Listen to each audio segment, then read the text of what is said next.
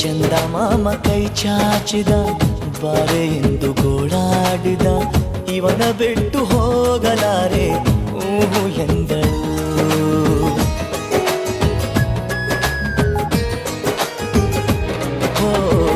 ಅಂತರಂಗ ಹಾಲಾಯಿತು, ಅಂತೂ ಇಂತೂ ಹೆಪ್ಪಾಯಿತು, ಪ್ರತಿ ಜನ್ಮ ಇವಳೇ ಎಂದು ಒಪ್ಪಾಯಿತು.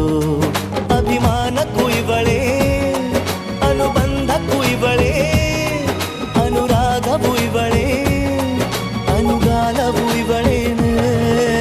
ಪಯಣ ಪ್ರೀತಿಯ ಕಡೆಗೆ, ಪಯಣ ಪ್ರೀತಿಯ ಜೊತೆಗೆ.